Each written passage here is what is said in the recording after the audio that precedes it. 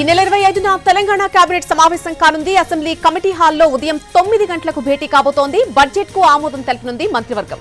లోక్సభ ఎన్నికలతో గతంలో vote on account budget పెట్టిన ప్రభుత్వం ఈసారి పూర్తి స్థాయి బడ్జెట్ ప్రవేశపెట్టేందుకు సిద్ధమైంది.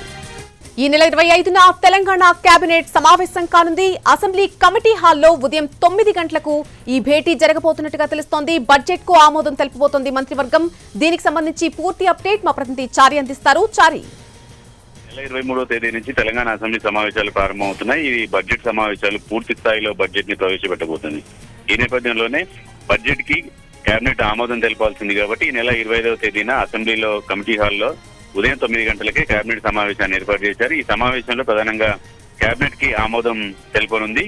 అలాగే 23వ తేదీ ప్రారంభమయ్యేటువంటి అసెంబ్లీ సమావేశాల్లో మొదటి రోజు బీఎస్సీ సమావేశం ఏర్పాటు కూడా ఉంటుంది కాబట్టి సభ పనిదినాలు వీటికి సంబంధించినటువంటి ఎజెండా చర్చించబోతున్నారు. 25వ తేదీ మార్నింగ్ 9 గంటలకి కమిటీ హాల్లో కేబినెట్ సమావేశం కాబోతుంది. ఈ సమావేశంలో పూర్తిగా ఫుల్ ఫ్లెడ్జెడ్ బడ్జెట్